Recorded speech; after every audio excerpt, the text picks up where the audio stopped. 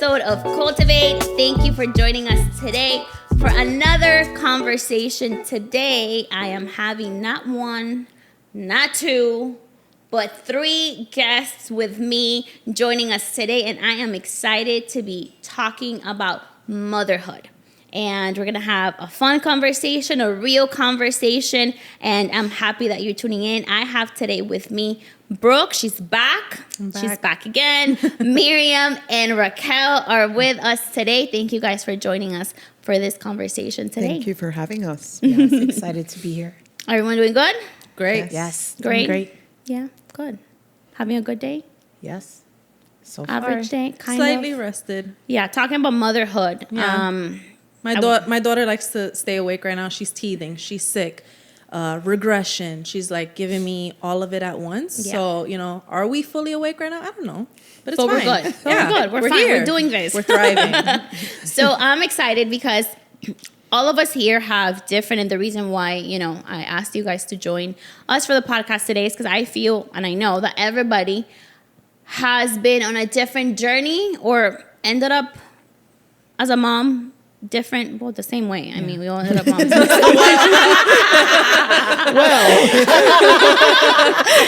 start the podcast. But I know, for example, Raquel, you struggled with infertility for how many years? 2 years. 2 years. 2 years, but I've had issues since my 20s with fibroids and all that. So when we really, started trying, I wasn't taking, any contraceptive when we got married. And when we, really started trying, didn't happen, 1 month, next month. And when we went to, check ourselves and, check my husband, me, and it's like, for sure, you have issues. Wow. And from there, we were told, they gave us papers and told us, you're only going to be able to have kids through in vitro. And they gave us a package, how much it would be, wow. And everything. And that same month, I remember, November 2007, at the beginning of the month, he told me, the doctor said, you're going to have surgery first before we try in vitro because you have fibroids. And he injected me with something to decrease the size of the fibroids. And that same month, I wasn't supposed to get pregnant. It was supposed to be bad for my child if I did. And that same month, at the end of the month, I found out I was pregnant. Come on. And I never forget that, God telling me, when doctors say no, I say yes. Wow, beautiful. And then you went on to have 3. And I went to have 3, and my husband says, you lied to me. You said you couldn't have. And God is so beautiful because even in that, I always, my aunt would tell me, oh, you want to have kids always, in the summer so they don't have to miss a year, when they start school. So they tell you all that.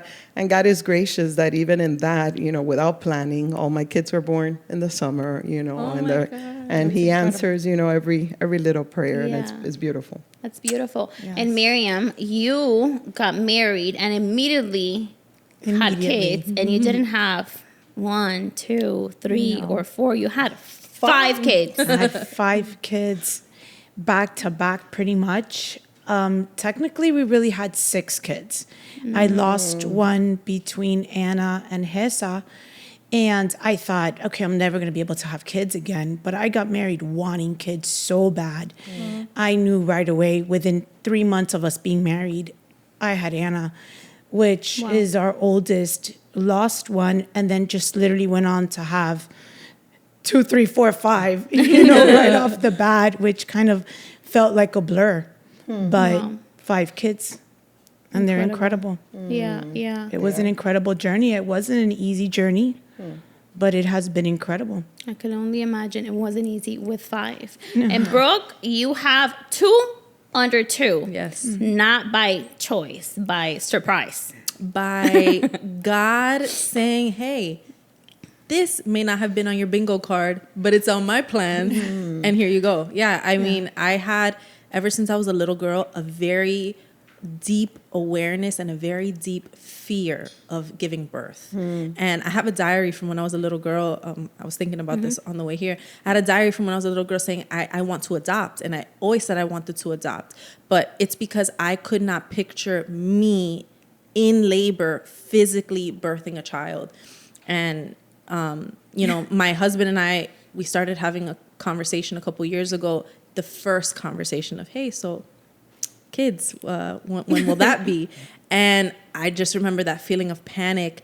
But to your point, Raquel, about how God answers prayers, I just know that when Zach came into the picture, even though it wasn't in our plans, God had to do it that way. God had to spring my son on me the way he did, because I think I would have been too fearful to have made that first initiation. And my son came at the perfect time, and my daughter did too. Yeah, your daughter, you got pregnant 3 months after Zach was born? Zach was 5 months. If I'm correct, Zach was 5 months when I found out I was pregnant with her. And you had at that point, you guys had decided that you weren't going to have any more, that one was enough. So quite literally the week before I found out I was pregnant, my husband and I were sitting in the bed, and he was saying how much he did want another kid. And I was just like, sir, here are the facts. 2 under 2 is really hard. And I'm just breaking it down about what that would look like practically. And I'm like, these are all my reasons why this would not be a good time. And literally a week later, I walk out to the living room with the pregnancy test, and I'm like, here you go. And he looked at me, he said, I'm sorry. That's crazy. Well, so then I have one. And very much like you, Brooke, my fear was different. I was afraid of actually giving birth, but to me, it was the thought of having a child, as a whole, as the responsibility, I think part of it was selfishness of everything that I'm going to have to give up to raise a kid. And then also the fear of the world, right? I'm bringing a kid into the world for what reason? It's horrible. It's it's crazy. Putting a child through. So I had all these different thoughts, and we actually waited 13 years to have a baby. And I will say, Alex would always laugh at me because I would tell him God and I have a deal. It's going to happen when he wants it to happen. And I said, it doesn't work that way. I'm like, yes, just don't. I have a deal with God, and I know but we actually have to try. I'm like, I know, but we have a deal. And I would say that we did have a deal because when it happened, I feel at that point, I really did have peace, and it was scary, but it wasn't how I expected that I was going to feel. So he's ready for more. I'm not yet, but it might have to, it might have to happen the same way this one happened. So I'm thinking about this, and even thinking about how different our experiences have been as far as being a mom.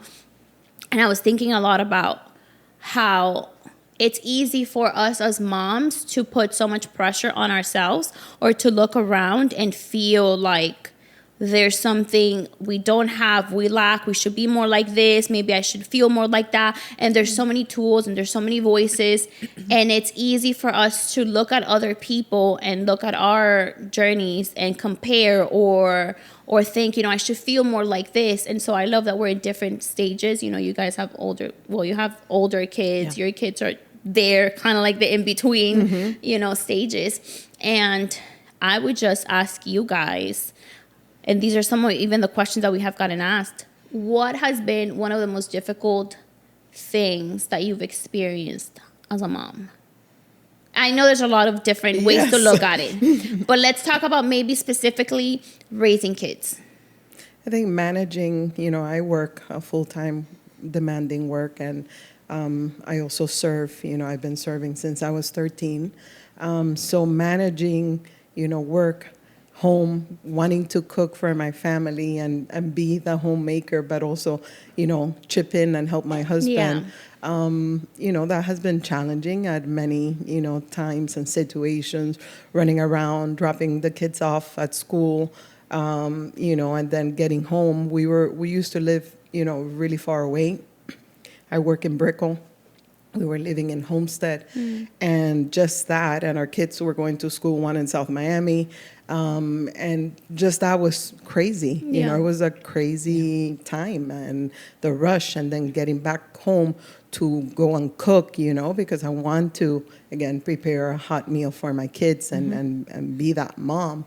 It was crazy. And I think, you know, I know we always talk about God's grace, but, you know, I think through my hardest seasons, you know, God's grace has carried me, has helped me, you know. I've seen favor in so many, you know, even the little things. God is, you know, beautiful in that, you know, hey, I need to, you know, I don't have time. I need to go shopping for the kids and do something. I'll pray right before, and I'm like getting to the store, like right when it's going to close. And I pray, and boom, I find what I need, you know, everything comes, you know, a little bit easier in those moments because, you know, I believe, you know, he helps me, you know, and that, you know, it's been fun. It's been challenging. There's been, you know, tears, you know, there's been times, you know, I think when the kids were sick at different situations, you know, when Lauren was born, she had an issue with her tear duct, had to have, you know, a little surgery at 9 months. At that point, you know, I'm going crazy. You know, she's going to go under general anesthesia, and that's crazy. And then Lucas comes along, and he doesn't pass the hearing test at the hospital or at the doctors, you know, and I had to learn to trust God in every situation and in every circumstance, and know that, you know, as much as I love them, you know, he loves them more. And it's hard to understand that, and hard to, you know, talk about that, because, you know, you think, oh no, my kids are mine, and my kids, you know, but no, they're his kids, and he has a plan in them, and he has a plan in us, and he uses, you know, those situations to grow us and grow our faith. Lucas at 9 months had to have also a surgery. But it was scary. There was a few months that we didn't know if he could hear. So we went through that, and then Liana had also another. I mean, I'm like, okay, Liana's coming. I mean, I didn't know what I was having with any of the three. We had surprise for all three of them. And then when Liana came, you know, everything was good. We're at the hospital. Everything is fine. The day that we're about to leave, the doctors checks her heart, and she has a heart condition. And they said, okay, you know, don't worry, it should close. She has a murmur, you know, it should close, you know, in 6 months. We take her to the doctor, the heart doctor, 6 months later, and no, it didn't close, and it's still there. And she has, you know, a thing that I have to watch out. I mean, she could live life normal, and you know, she just can't scuba dive, and I'm like, you're gonna be all right. But in every situation, you know, going through those challenges, you know, and seeing God's hand, and trusting Him, and knowing that you're vulnerable and that you can't do anything, even though, you know, it's your child, and you love them, and and that's tough. That's tough. Wow. Yeah. And it's that, I think it's those moments of challenge that test our faith and really put into perspective and show the reality of, do we really believe, and how much do we believe? That's difficult in the moment, to be like, oh my God, you know, if you love them, why this? And all these different questions. And I think about you, Miriam, and I think one of the things that inspires me the most about you, and that I really admire in you, is that you have 5 kids. All of them are different. They were all raised in church. And for me, is seeing you navigate different seasons of their lives. And knowing that you've done the best you can, you know, raised in the house of God, but yet that having to surrender that thought of like, they're my kids, but you can't control them. They're on their own journey. It's their own lives. And so seeing you navigate difficult things, watching them live difficult things, and still believe, and still, you know, keep showing up, and still, you know, what or how has that been like for you with your kids and seeing them go through that? It's been a difficult walk. Our kids hit teenage years. When they hit those teenage years, they want to know everything, and I got this, mom, and you're there telling them, hey, no, that friend isn't great for you, but they're still choosing. And you're like, I've brought you up in the church, you know what's right and wrong, but our hardest thing has been to watch them, allow them to fail. It's very easy to rescue your kids. It's very easy to want to create them in a bubble or have that control over them, but to say, no, you're going to fail, and that might not be what I want for you. Yeah. But then they still choose that despite the way that you've raised them was hard for us to take a step back and for us to accept God loves them more than we do. Yeah. And each of them have their story that God is writing. And as God is writing their story, it's our time to take a step back and say, I'm going to be here for you. So it's watching that for us has been really hard. But because God is so faithful, they've all come around to turn around and say, okay, we're going to go back to what God says. And you see them all come back home, like what we call it, is like, okay, you're coming back to church. You come back home, and despite what you've been through, we still love you. God still loves you. And this is the home that you're raised in. And to see them all come around has been like rewarding, almost like a sigh of relief. But I had to stand firm. This is what we believe. My house, our rules are you're going to go to church.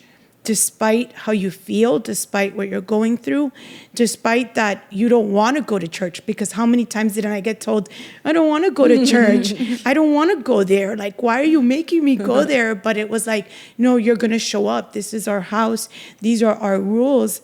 You're going to show up. When Zach and Brooklyn say that to me, I'm sending them to you. Just send them my way. I got you. I got need you. to talk to you. It was the standing firm in God's word that no matter what, we just didn't waver. We didn't budge. And we had conversations, and I understand you feel that way, but this is what's going to happen. I think that verse that says to train up a child in the ways they should go and they will never depart from it becomes so real as I see you, because it's the reality. It doesn't mean that they're not going to have their own things and go, and do their own thing and try things their own way.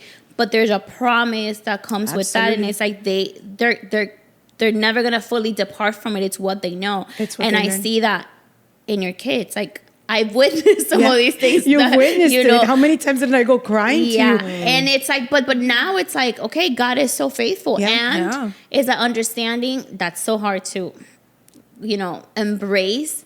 That it's. God is built, because you see them as your kids, but they're individuals that God is building and shaping for a specific reason and a specific, time. And it's just not being able to do anything and letting them. But you did the right thing in, you were doing the right thing and pouring into them and bringing them to church and doing things that they didn't, want to do necessarily. Right. And it says train them. Yep. Training is a difficult process. Yes. To train a dog, but now you're training your child. It isn't an easy process, and it's never going to be beautiful and smooth. No, it's the training. It has its highs and its lows. And sometimes we got to be stern and show them, no, this is God's word. This is what God says. This is his house. This is how we want you. This is what's going to be good for you. And standing firm on that. And I remember, hold on to that promise. God, when they're old, they're not going to depart. And God is so faithful that to see them now. And maybe at times you doubted it. Oh, I did. Because I can think of people right now that might be in the middle of it with their kids not being, with God or whatever, and you thinking that, okay, it might not work. But I can say that I'm a product of that. I'm a product of that verse, and I'm a product of a mom and a dad who was praying and brought me up in the church. I was brought up in the church, and I can think of specific years, like around my college years, where I completely stopped going to church. I stopped opening up a Bible, and I even remember like doubling down, like having full awareness of like, I'm living in sin. I'm going to live in sin. I am. And in my heart of hearts, like, I know who Jesus is. I know who God is. And I believe in all the things. But I'm not actively living that out. Yeah. And then it came to a head. And I remember praying the prayer at 22 and being like, God, I don't feel you anymore, but I want to. And that started the journey of me coming back to church. So I thank God for praying parents, because I know that I am a product of those prayers that they prayed over me. Yeah, that's beautiful. That's amazing. Yeah. And and at least for me having a young kid, it's encouraging to be able to like see you guys, and see how your kids are and the beautiful story that God is writing in their lives. Like I think of your kids, Raquel, and it's like my desire that they would be like Raquel's kids, so good and so polite and so just great and wonderful, and I know that it's not an easy task when you have to be the one. I think we've heard that comment, and I can't take all the credit. Yeah, we are big influencers in their lives, but it's a lot of prayer. It's your mom and your dad. It's a lot of prayer, and we're not trying to over spiritualize, but they are out in the world. Yeah. And there's sometimes not much you could do. I remember Lauren going into high school. I was, I would start crying. I cried to Mary. I'm like, like, oh my God, her friends, who is she going to be influenced, who's going to be close to her, and I prayed a lot. I prayed a lot. And then God is good and faithful, and he would bring, just the right people and the right kids to her, and now all of them are going to church. All of her little friends go to church, and so it's amazing to see God at work. Yeah. So as long as you are doing your part as a parent, and you are praying, and you are training them in the ways of God, and you are doing that difficult thing, because it is difficult to come home from work, be tired, and have this responsibility now that I need to spend time with my kids, and I need to pray with them, and when you just maybe want to put them to bed and be like, okay, I gotta go, but being consistent and mindful of those things, it does pay off at the end, and we see it time and time again. And as we're talking about this, I'm just thinking, what has been the biggest lie that you have believed as a mom? Like, what's been something for you, Brooke, that you think maybe you believed about motherhood, or that you're currently wrestling with, that you think it needed to be a certain way, but it doesn't, or you're finding out right now that you're like maybe thinking, or maybe came into this thinking it had to be done this way, and now you're realizing that maybe it's not? I mean, I guess, like, when I think of them as newborns, like, I know for some people, like, newborn is like absolutely miserable, and them being newborns was like the most beautiful little bubble I've ever lived in. So maybe not like a huge like spiritual lie, but more on the level of like what other mothers will perpetuate to be like the real hard, oh my God, when you get to this stage, it's going to be awful. And I'm sure with you guys with like older kids, maybe they'll say like, oh, the high school years are the worst, or whatever it is that people say. When people found out I was pregnant with a girl, oh, girls are so dramatic, and girls are this, and so it's like, it's more so like the little things that people will say about, this season's going to be the hardest, this is going to be the hardest, whatever. And that's just not, that hasn't been my experience. So I just think keeping an open mind about how life is continuing to unfold with two small babies, and just being open to adapt and shift, and keeping God in the center of it all. I need to be moldable to these babies and not get used to things. Yeah. Babies change every day. And when you think you got it down packed, you don't. You absolutely don't. And kids are so humbling. Kids are so humbling. I have never sought the Lord deeper since I've been a mother. Yep. And it's like a really like humbling experience. And I'm just like, okay, God, like I really need you to fill this cup back up so I can keep pouring out. But I would just say that that's the lie. And I'm letting the Lord be my guide and not other voices. Yeah. What would you say for you, Miriam, that you may be in any season of motherhood? I can think of two seasons. One, when the kids are little, that you have to be super mom. You have to do it all. You have to have the sink empty every night. You have to make their beds every morning. And sometimes the sink, we went to bed and it was full. Maybe dinner didn't get put on the table till like 10 o'clock. Maybe I wasn't perfectly like makeup and dressed, perfectly all day long. It didn't look like that some days. Some days we got it okay, it was okay, but there was days when it wasn't, and I had to allow myself to say, my house may not be clean, my kids are alive, they're fed, we're good, we're gonna survive. Yeah. And there's always, and then as they get older, it's realizing they're not perfect, but neither am I. And I'm gonna mess up. I might say things, I might react in a way that maybe you didn't agree with, or I myself was hard on myself, like, why was I so angry at them? And it's allowing myself to understand God's mercies are new every day. You know what? I needed God's mercy. I needed the grace, and I'm going to start over again tomorrow. And it might start the day with like, hey, I'm sorry for the way that I reacted. And I had to give myself and learn that balance, that I wasn't going to be the happy-go-lucky mom skipping through the fields every day.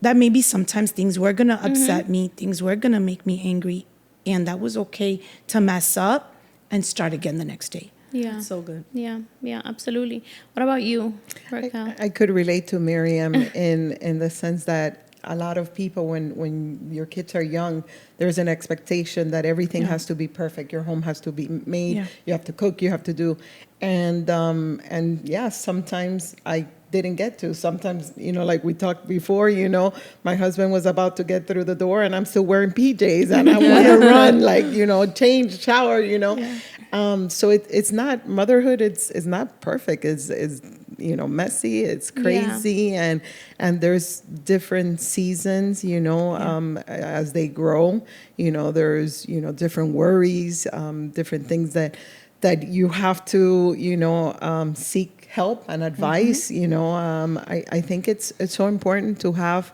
a group of people pouring into your kids. I think I've been blessed that, and that's why I always say, I can't take all the credit. There's a woman who, she was my discipleship and is a teacher, and she, took my kids as their own. And she would, ask me, can I have them for the day? And she, and I would, I trust her. She took care of Lauren when Lauren was 3 months old until Lauren was 18 months. Wow. And she still to this day, calls me and she's like, can I see the kids?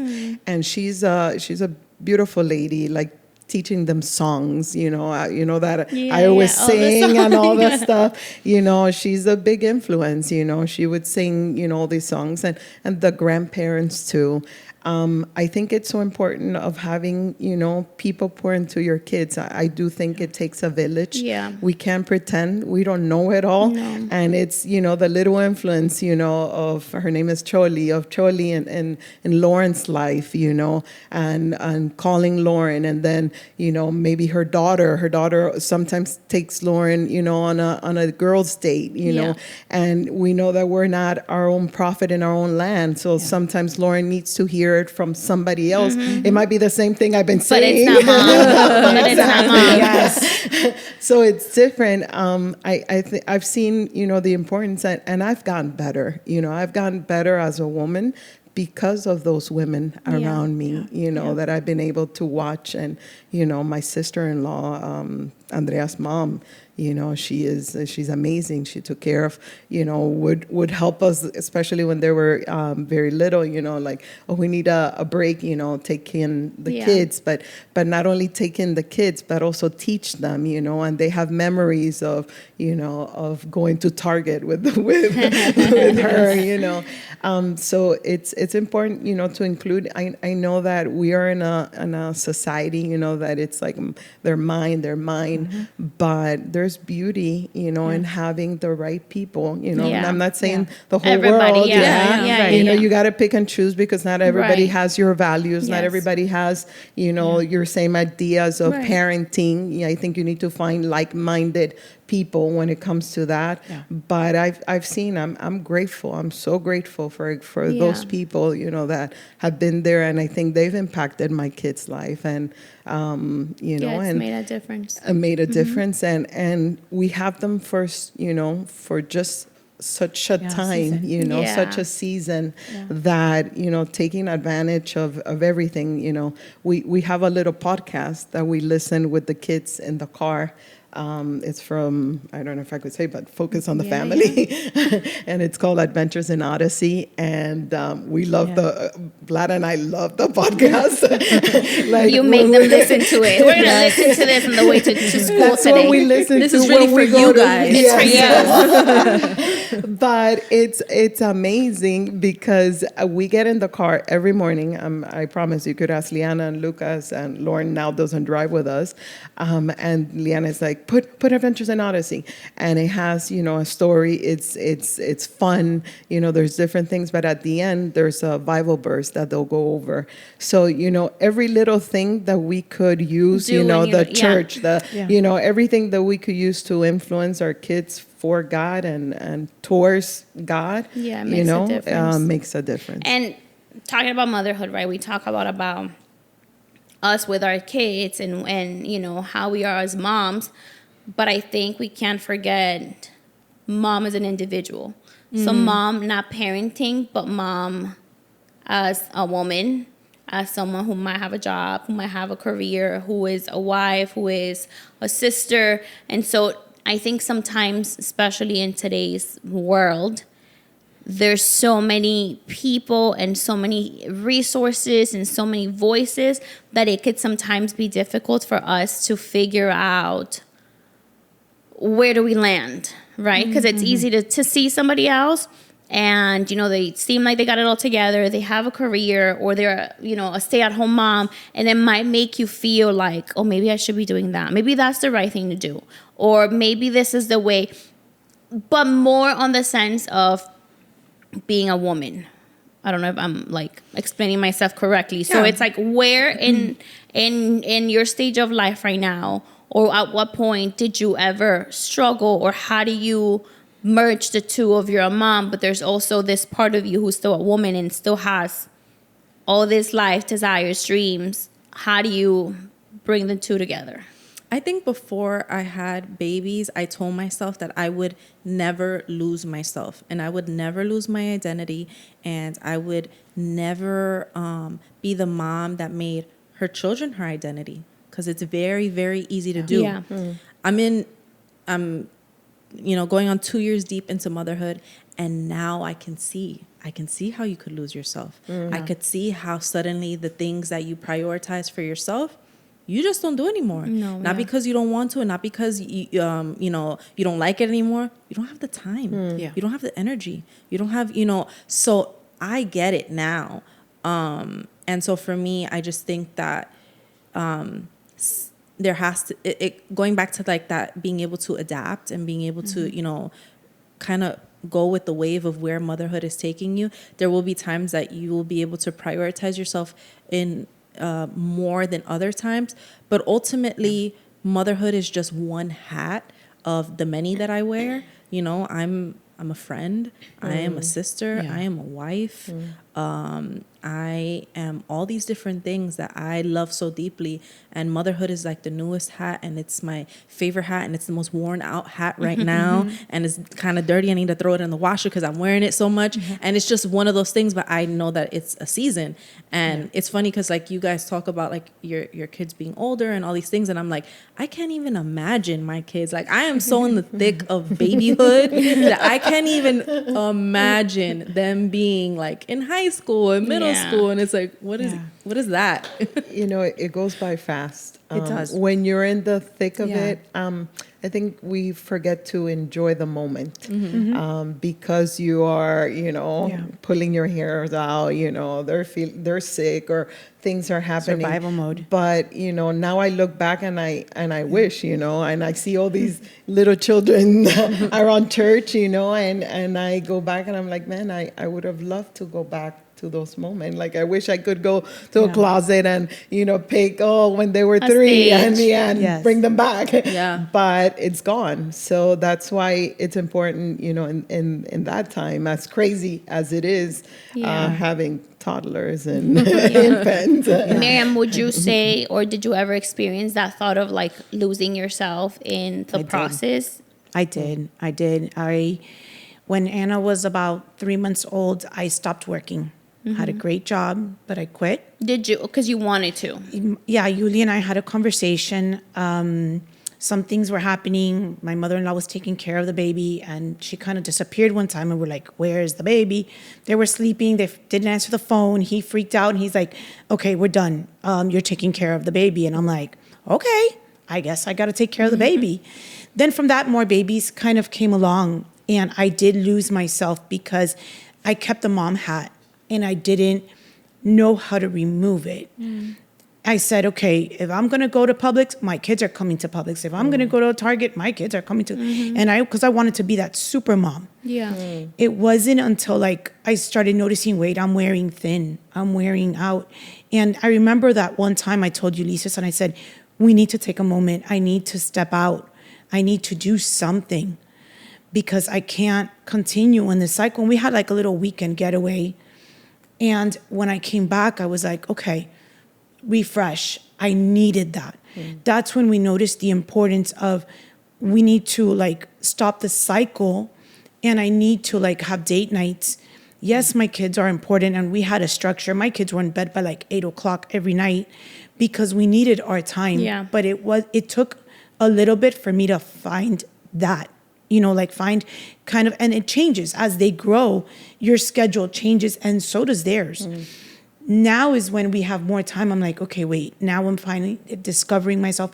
I had a season where I don't even remember what my favorite color was. Like, because it was, I could tell you all my 5 kids, all their different colors, what they liked to eat, their favorite candy. And I was like, I don't even remember my favorite candy because all of my stuff got pushed back to the back. Yeah. But then it started like, okay, then I started working again. And for me, it was like discovering a whole new life. It was like a wind of fresh air because I was able to see things. Okay, wait, things that I didn't even realize when I was home with the kids kind of trying to survive. Yeah. The time does go by quickly, and I would tell you, enjoy that season. I do love the season that my kids are in now.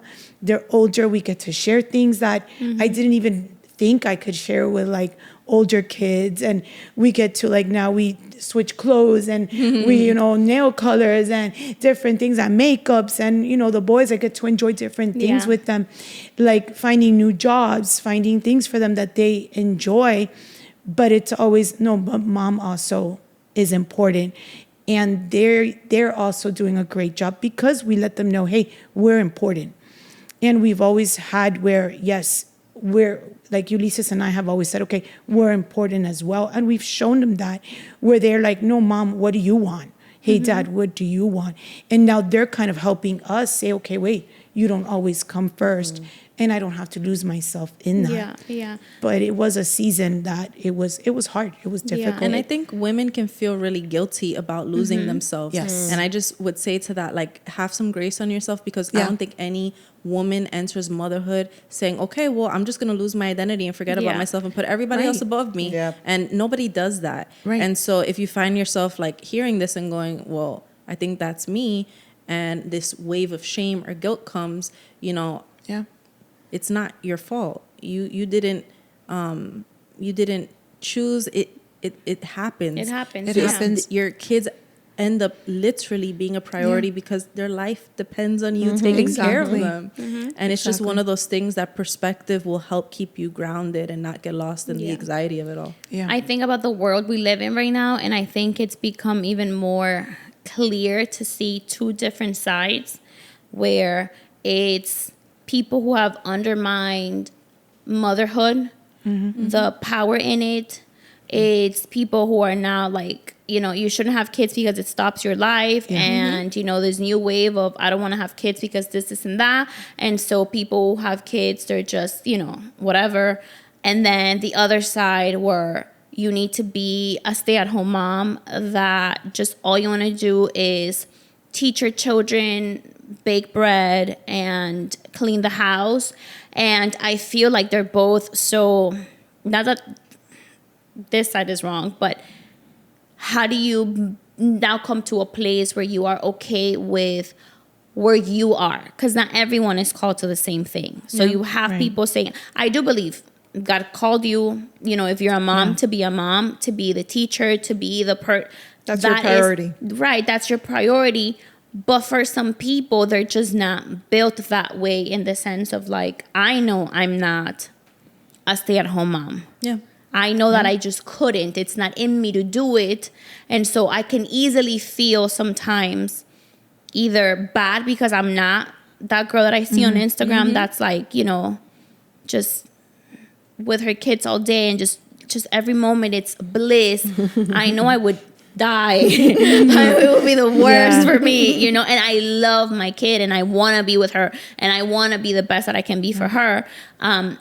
So believing that, I think, how do we find, some people will call it balance, but I don't think it's balance. I think it's, how do you find your identity in motherhood and being, again, who you are, but yet not letting society or other people dictate what that looks like for you and not feeling guilty? I think you need to make it your own. I'm not living in Brooke's life or in Miriam's life. Yeah. My kids are different. And yes, we could adopt certain things from certain families that are going to, improve or make us better. But we are our own. In my case, I've had to work, since my kids were born. I actually would have loved to be a stay-at-home mom, and I could see myself. I love, I love to cook. I love to do this and that, but it hasn't happened, and I've had to, work with both things and try to make the best, when I'm at home, to be able to influence my kids and teach them and do all that, but still have a career and do that as well. Yeah, and I love that because it's easy for us to look at other people sometimes and wish we had some of the things they have out of a 100%. well-meaning heart, but we don't realize how different our lives are, right? Like, my life is so unique that I can't possibly expect that it's going to look like that person or vice versa, right? So sometimes it's putting ourselves outside and looking in and identifying, like, where am I? What does my life look? How does my family dynamics that look so different from somebody else, that I don't have to be this way, or my family doesn't have to look specifically like that. Right. And I think it's be okay with understanding that. that God equipped you for your life the way it looks like right now. Yep. If you jumped into, the Instagram mom of your dreams life, you would probably drown because you were not equipped to handle whatever her life looks like. Absolutely. So it's like, to the stay-at-home mom, looking at a working mom is like, I can't even fathom that because I want to be hands-on with my kids and help them in their development and whatever. And then you could be a working mom and be like, I can't imagine not working. I love my job. I love my career. It gives me life. And, and it's just standing in the fact that you are equipped to walk this lane of motherhood that you've been given. Yeah. Right. Okay, we're going to do this quick. 2 questions. Well, first, okay, best thing about being a mom and worst thing about being a mom. Right now, go. Okay. Best thing is they're hearing them laugh and making them laugh, and like those sweet like moments that they're staring into your eyes, and it's like, I want to eat you alive. Like cute aggression, like I want to eat you. Worst part is the no sleep. Help. Can you guys hear me? Help. I have not slept in days. The worst part. Miriam, best thing and worst thing. The best thing is watching them grow in God's word. After you've put in the work, after you've done like what God has called you to do, is watching them grow, watching them pray, watching them read their Bible. To me, that has been the best thing for me right now. The hardest thing is watching them drive away in their own cars. It's like almost like part of your heart wants to like leap and grab them and bring them in. But it's trusting God in that moment. It's about saying, okay, God, you got them. You got them. For me, that's the hardest thing right now, is watching them drive away and go and knowing that, God, they're yours. I got to trust you because I have no other choice. And just stay behind praying for them is what I have to do. Hard. Yeah. Best thing, I would say, our times together. we have fun, our crazy moments, and I could be a little bit crazy. And worst thing, when they're struggling or when they're going through something, you take it, and again, you wish you could protect them, like when they're little kids, and put, bumpers and things along the way, and you can't. So yeah, that's the hardest thing. Yeah. I would say for me, best thing right now in this season is seeing this crazy child that I never imagined in my wildest dreams of her personality would be like, so seeing her be so crazy and wild and fun, and like just seeing her be her own little person, and like all these things about her is like, who are you? Like, she amazes me every day with how she is. Worst thing for me right now, or in general so far, I would say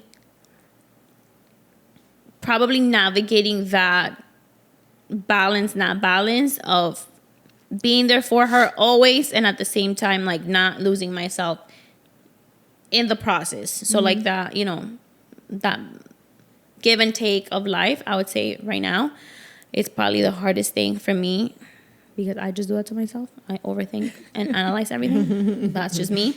As a woman, after, becoming a mom, us probably different, we talked about, your body changing and life changing and whatever. What does that look like for you now that you're like overcoming or like dealing still with? Because you might still be dealing with it. Oh, just leave it to me to answer these kinds of questions, because I swear if you're expecting a real prolific answer from me, you're not gonna get it, because my stomach is so squishy now after baby number 2. And I told Adam the other day, I was like, I just love to touch it. It feels so nice. And honestly, can we just laugh at that, please? Because motherhood brings so much changes to your body. When you're pregnant, I'm sorry, to be a pregnant woman, I felt so sexy. I thought I was a 10 out of 10. I thought my belly was beautiful. My body was beautiful. And look at what God can do with me. Like, insane. And now there's nothing in there anymore, but the belly's still there. And I'm just like, hello. And sometimes you gotta laugh, and other days you're like, it makes you sad. You're like, I don't fit into these jeans. And I swear that sounds so superficial, but it's not. It's a reminder of who your old... who the old you was. And so that could be a really hard thing to look in the mirror and make sense of. But, I can't let myself spiral in that. I know what it is to be deeply, deeply insecure. I mean, painfully insecure, not knowing my worth in Christ because I didn't like what I saw in the mirror. So I have to walk that line personally very, very carefully, because if I do that too long, if I look at what changes have happened in me since having babies, I could really start to not like myself. And so I look at it and I touch my squishy stomach when I lay in bed, and it's listen, there will come a day it won't be there anymore, but right now it's there and I'm okay with it. Yeah, and it's seasons. It's things that are here now and might be there tomorrow too. Who knows? But hey, it will work with it. It might be there 10 years. Maybe 16. I wish that would be good. And you gotta work it. Yeah, and you live with it. Miriam, for someone who's watching right now, and maybe it's a single mom who's struggling, maybe it's a mom who maybe has young kids, maybe has older kids, but right now feels lost and feels that she's got no control over her kids, no control over life, as much as you want to shelter them and help them, and life seems out of control. How would you encourage that mom right now, practically? What your kids need is you, is the best version that you can give them at the moment. We don't always have to be at our best. We just have to be ourselves and be present. Another thing I would say is have community around you. Find community, because in community there's power, there's strength. You feel, when you're feeling so alone, there's always somebody else that can come alongside you and give you a word of encouragement. I remember for me, there was times when I felt alone. And I remember community. It was like, even if it was a marriage group or even just a general group, it was like I needed to show up because I needed people to speak into my life. I needed somebody to give me the word of encouragement. And for me, that was life. There was power in that. And I was able to get through dark days, through dark times when we were struggling.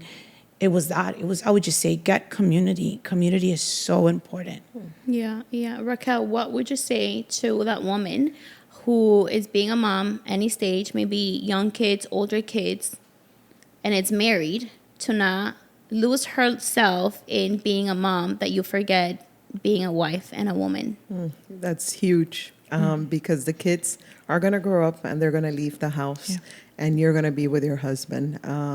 And, it's very easy because of our nature, our motherly nature, for us to, think of kids, kids, kids. But no, our husband, we're there before our kids. And that's something that with the kids we've talked about many times, and they kind of get in the middle, and my husband's like, no, that's yeah. Lucas, loves to hug, and Vlad is like, oh, that's my wife, leave her alone. So it's important that we don't forget that we are wives first. And if our marriage is strong, our kids are going to be so much better and so much happier, and they're going to grow into adults that are not, carrying baggage. So, for us, it's important. You have to be intentional. It's not going to happen on its own, because, when you're carrying some weight because of the babies, you don't feel maybe as, pretty and being that, wife. But you have to work on that and think of them. Think of the husbands. They're still there, and they still need their wives. Yeah. Love you, babe. I love that. I love that. And well, we're going to have more of these to answer more questions and talk about more things. Motherhood is an endless pool of Correct. situations and, things and circumstances and feelings and emotions. Yes. But thank you guys for sharing some of your story today. And I know that women watching, regardless of what level or journey or place in motherhood they are, that they'll be encouraged with hearing some of your stories and some of your experiences.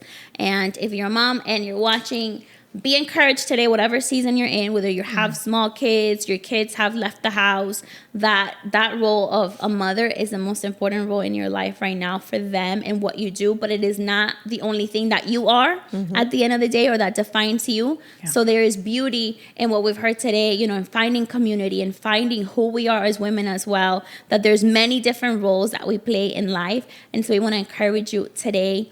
Find community. If you need prayer, let us know how we can pray for you. It's so important to be part of a local church where you can find that support, that community, be able to run to someone when you have questions. If you're a young girl, to find an older woman that you can ask questions, they've been through things, and be encouraged through that. So whatever season you're in, be encouraged that God is with you. And as long as you honor God, you put him first, God will always honor you and your family. And he's with you and walks with you through all seasons of your life. So we'll have more of these soon. And we love you. We hope that today you were encouraged. Let us know how we can pray for you and help you out, maybe connect you to community. And we'll see you next time for the next episode.